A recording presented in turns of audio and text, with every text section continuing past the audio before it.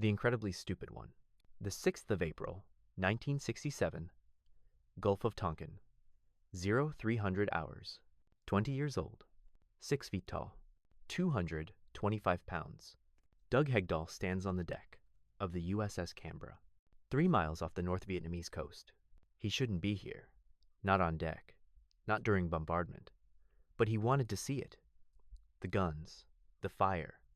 The war he'd traveled 7,000 miles from Clark, South Dakota to witness. The 5-inch gun mount roars, and Doug Hegdahl disappears into the darkness. Not killed. Not vaporized. Just gone. Knocked overboard by a blast he never saw coming. The ship steams forward, unaware. His shipmates, trying to cover for him, say nothing. For 2 days, no one reports him missing. In the black water of the Gulf of Tonkin, Doug Hegdahl treads water. Alone, waiting. He doesn't know it yet, but his war is just beginning. And everything the enemy thinks they know about him will be wrong. The farm boy, Clark, South Dakota. Population, barely over 1,000.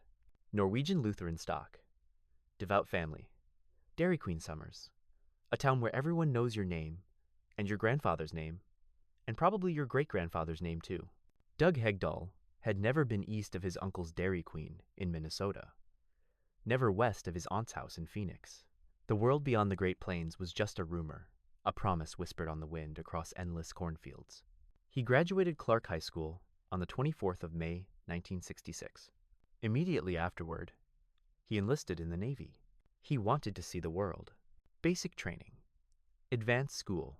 Seaman apprentice. Originally a postal clerk, he ended up as an ammunition handler aboard the USS Canberra, a guided missile cruiser prowling the waters off Vietnam. Just months after leaving home, Doug Hegdahl found himself part of a war that was consuming a generation. But war, as it turns out, doesn't care about your plans. The fall, after 12 hours in the water, Vietnamese fishermen spot him. They pull him from the sea. They're kind to him. They give him water. But kindness has limits in wartime. They hand him over to Vietnamese militiamen. The clubs come fast. Rifle butts to the head, to the body, to anywhere that will break a man's spirit. They drag him, bleeding and confused, to Hỏa Lò Prison. The Americans called it the Hanoi Hilton. It was anything but. The interrogators don't believe his story. Blown overboard? By a gun blast? Impossible. Ridiculous. He must be a commando. A CIA operative. A spy. Look at him, 6 feet tall, 225 pounds. This is no ordinary sailor. They beat him. They question him. They beat him again. And Doug Hegdahl, farm boy from South Dakota, realizes something crucial. The truth won't save him, but a lie might. The performance. He starts talking. Thick country accent. Exaggerated.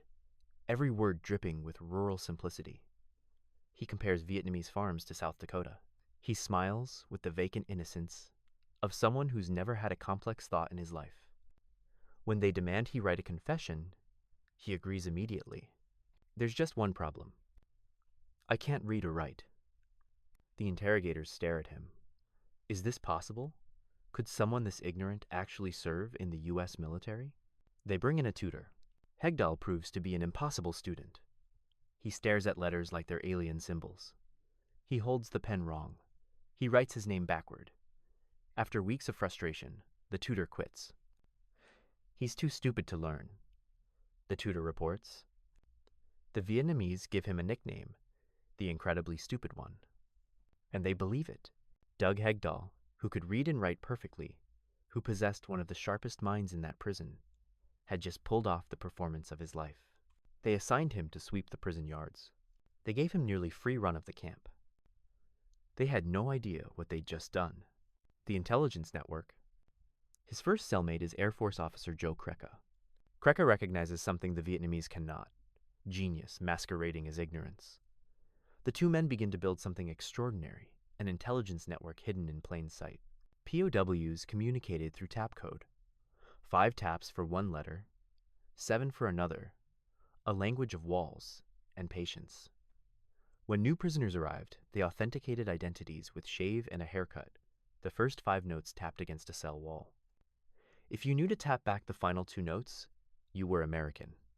Krekka teaches Hegdahl a mnemonic device.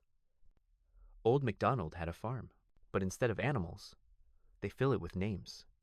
American names, POW names, names, ranks, service numbers, capture dates, methods of capture, personal details, pet names for verification, social security numbers, identifying traits, over and over, constantly, every spare moment.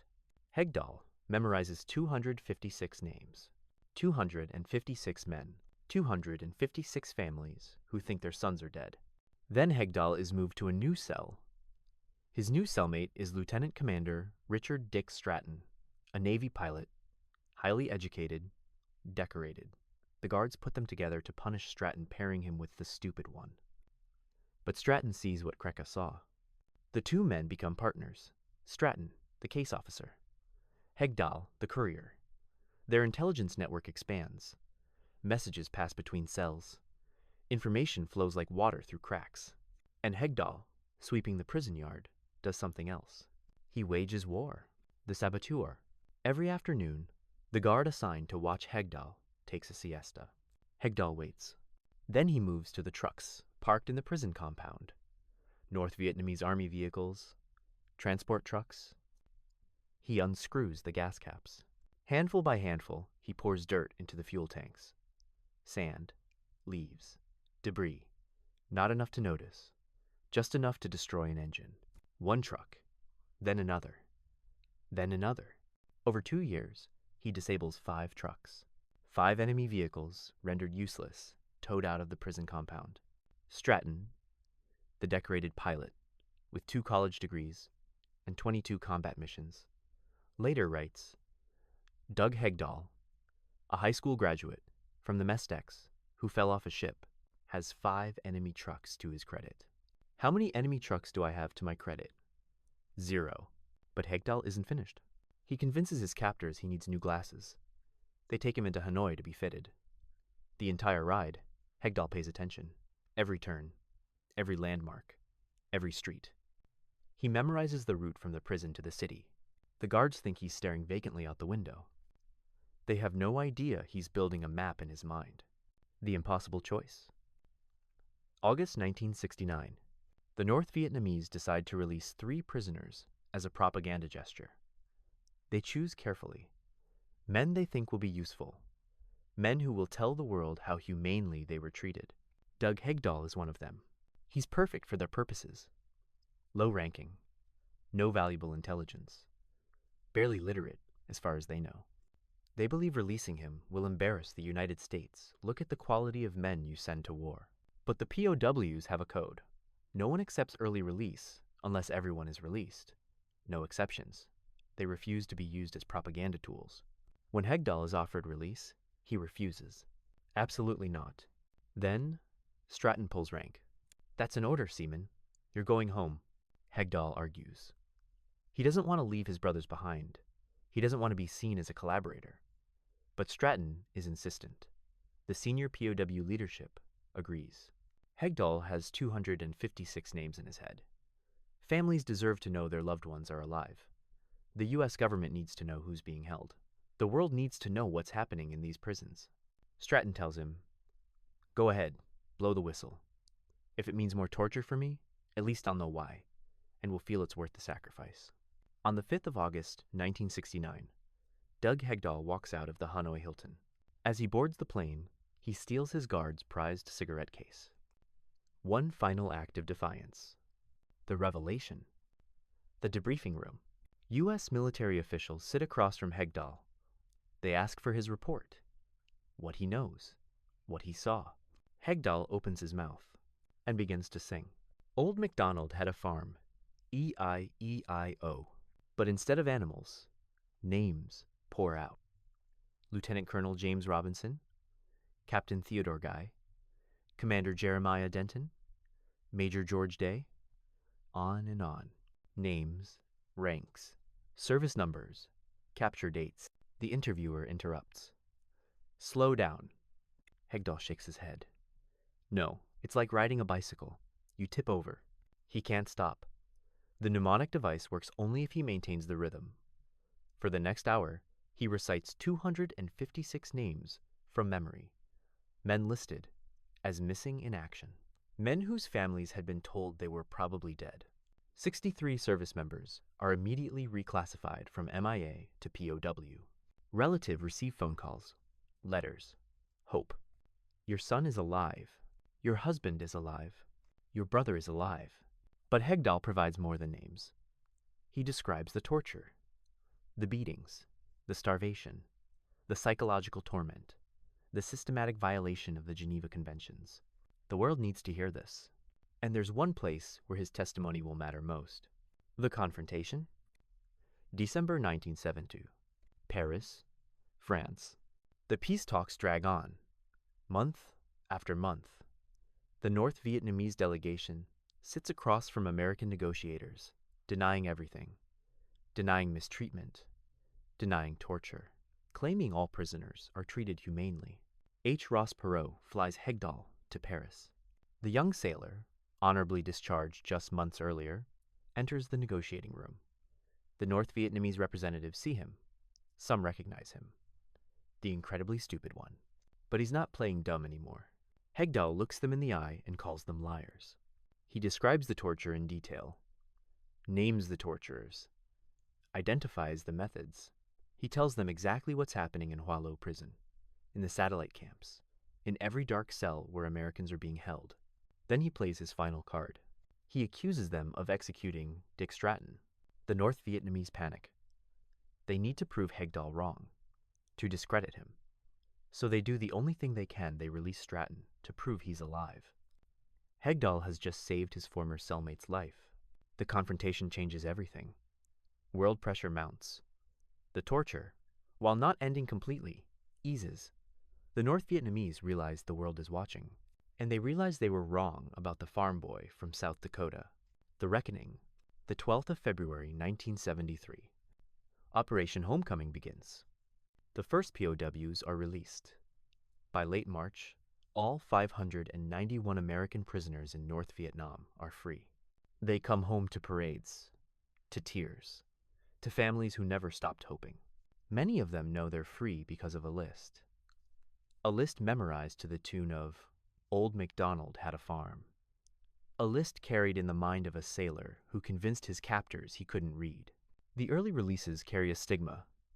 Men who accepted freedom while their brothers remained behind. Some POWs never forgive them. They see early release as abandonment, as breaking the code, but not Hegdahl. At a 1998 reunion dinner at the Nixon Library, Hegdahl stands before his former fellow prisoners.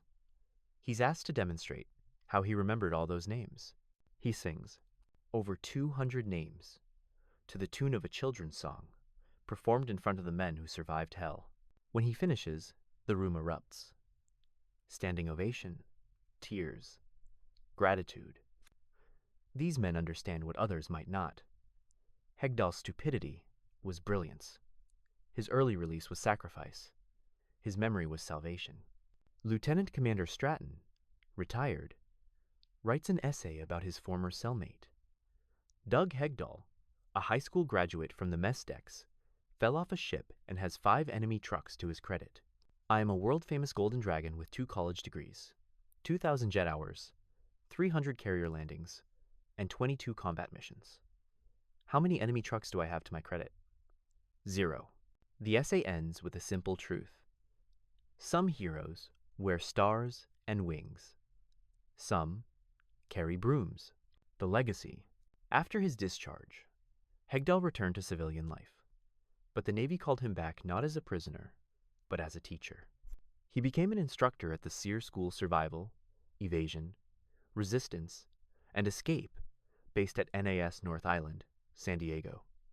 He taught survival techniques, how to resist interrogation, how to endure.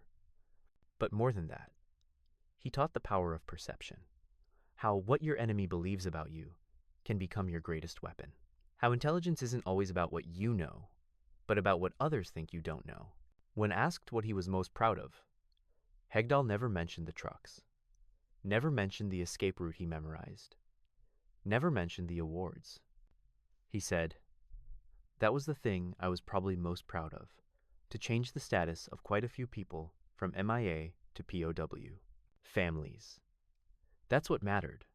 Families who got to know their loved ones were alive." The country accent.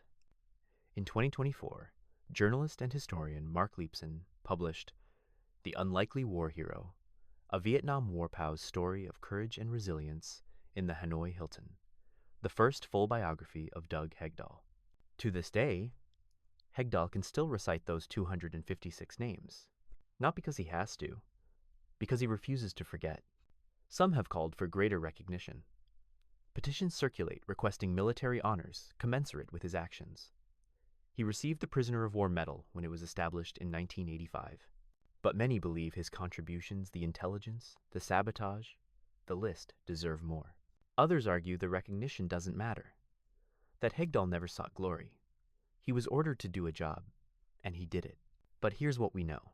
A 20-year-old farm boy, blown off a ship, captured in enemy territory, beaten and interrogated, chose to become someone else, not to escape responsibility, but to shoulder more of it.